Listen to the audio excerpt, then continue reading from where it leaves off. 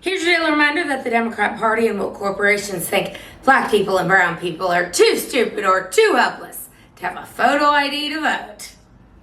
Hello once again, all my fellow patriots and you filthy leftist stalkers out there. Welcome back to my channel.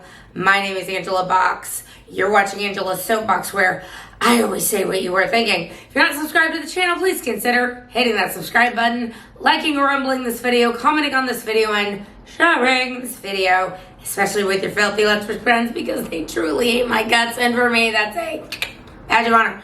God, my voice, I swear, it's just shot.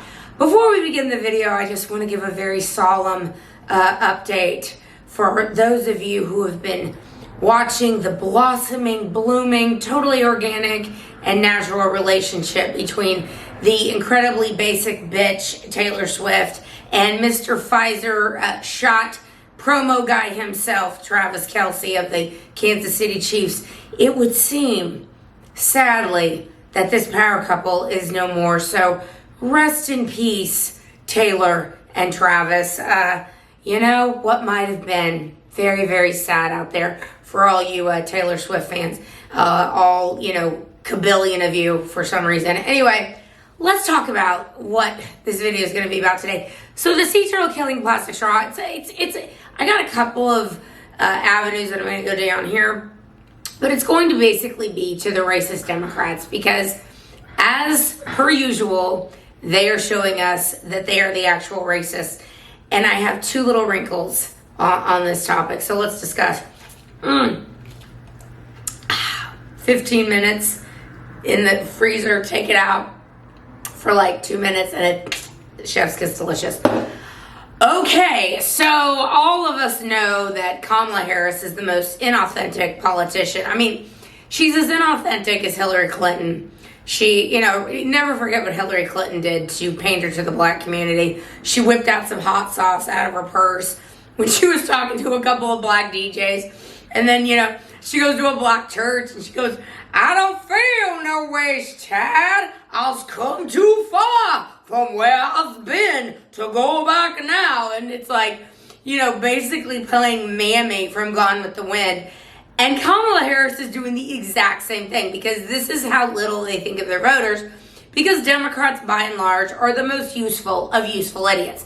So in the last couple of days, Kamala Harris, who cannot speak off a teleprompter, you know, that debate, not the debate performance, her ridiculous CNN interview, we come to find out there's about 45 minutes that they cut from the interview. And I dare say that there is probably going to be a leak sooner rather than later to someone like James O'Keefe of the O'Keefe Media Group, someone at CNN who's like, you know, super underground mole, I hope, gets that unedited video to James O'Keefe, because they cut 45 minutes. So that, and they aired, what, 20 minutes of it, and it was all spliced together and stuff. So you know, this thing must have just been a complete dumpster fire. But Kamala Harris can't be herself and be authentic, because what she is a literal and a political whore who was raised in Quebec, Canada by a bunch of well-to-do Marxists. So she can't really be herself. So what she does is she says the same speech over and over again from the teleprompter. And there's a speech that's gone around now that Peter Doocy had the stones to bring up to the gay black immigrant woman, Karine Jean-Pierre. So I'm going to pause the video here, insert this footage, and we're going to talk about it, because she basically does this thing called code switching, where whatever audience she's in front of, that's how she speaks, because she's an inauthentic fool. So let's roll the tape. Since when does the vice president have what sounds like a southern accent? I have no idea what you're talking about. Well, I mean, this is... She was talking about unions in Detroit using one tone of voice. Is this something that same you think... line. Okay, Peter. That she used the same line in Pittsburgh, and it sounded like she at least had some kind of a southern drawl. I mean, do you hear the question that you're... I mean, do you think Americans seriously think that this is an important question? They care... You know what they care about? They care about the economy. They care about lowering costs. They care about health care. That's what Americans care about. So that's what they want to hear. This is something... They care about, your colleague just asked me about, what basically we talked about, went back and forth about democracy and freedom.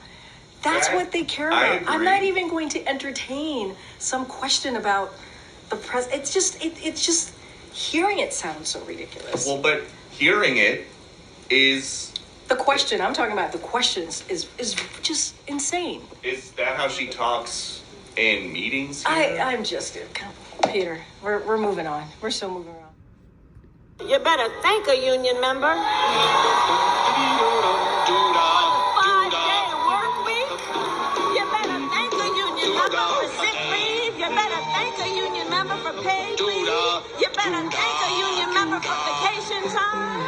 Me that the gay black immigrant woman is like, how dare you, Peter Doocy? Like, how dare you even suggest that the most popular, amazing vice president, who is Obama 2.0, how dare you suggest that this woman might be code switching in order to fit in with a black audience?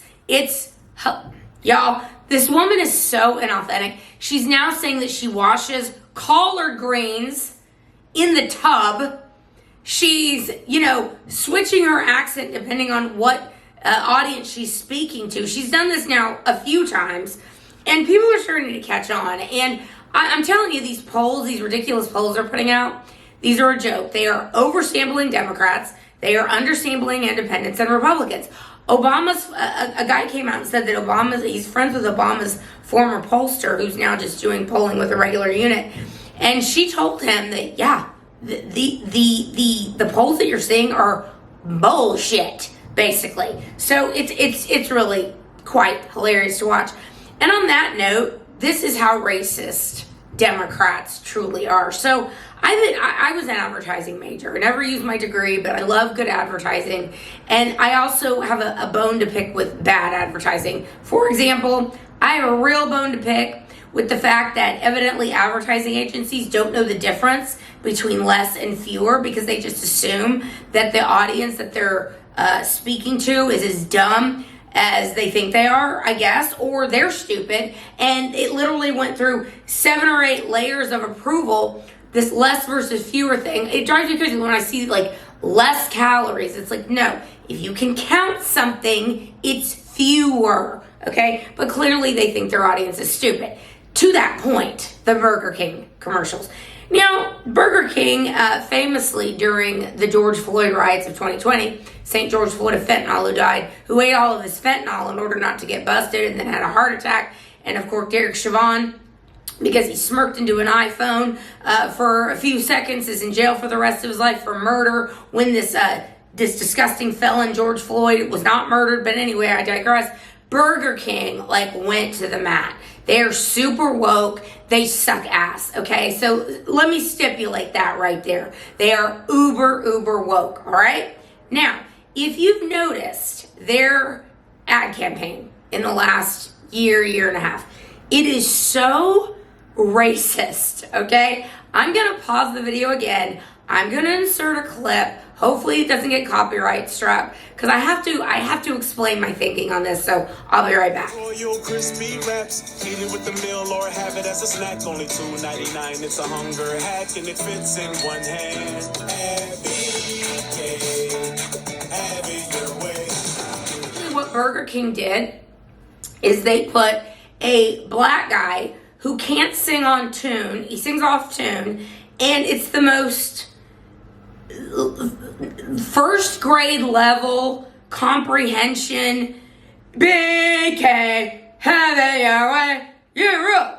This is how little they think of their demographic, because clearly their demographic, they show their demographic in their ads. They're black people, right? So this is how little they think of their demographic. They're like, oh, we'll just put out any garbage ad campaign and they'll just sop it up like the sheep that they are. That's how little Burger King and Burger King's ad agency, whoever the hell it is, I'm a bunch of leftists, I assure you, that's how little they think of their demographic.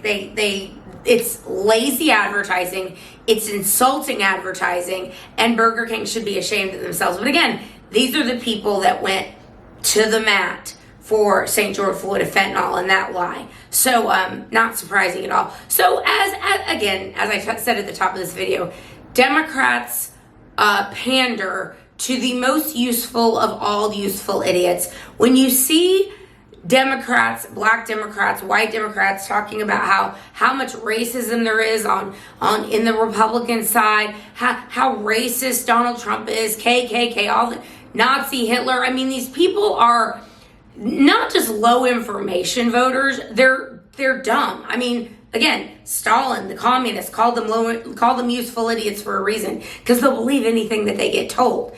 And what happens if you're a black person that opens their eyes and steps off the black plantation and goes, hold up, in the 1920s and 30s, 40s, 50s, in the height of segregation, we had two-parent black households. We had our mothers and fathers working. We had our mothers and fathers going to church with our families. We had mothers and fathers, intact family, dressing appropriately, dressing like civilized people, behaving in civilized manner. And then right after Lyndon Johnson came in with the Great Society, and he reportedly told an advisor when he signed the Great Society, which is basically the welfare that we know today, the cradle to the grave welfare society, he said, I'm going to have those N-words voting Democrat for the next 200 years.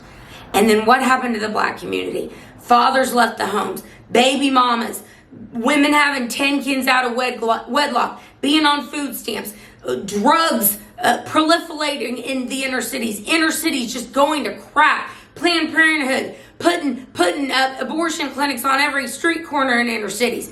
This is purposeful, ladies and gentlemen.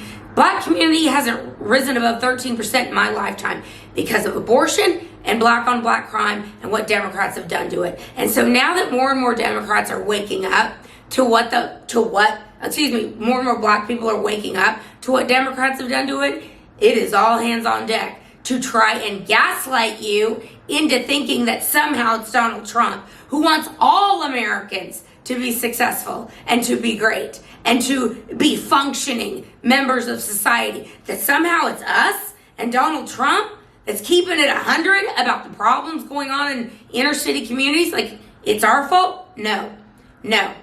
This is why companies like Burger King, this is why people like Kamala Harris are elevated, because they keep black people on the Democrat plantation. That's the first and the last mission of these people, and they do it well. But unfortunately for them, more and more people are waking up, so that's a good thing. All right, guys, that's where I'm going to leave this video. Let me know what you think down below, and I will see you in the next one. Thy will be done. Bye.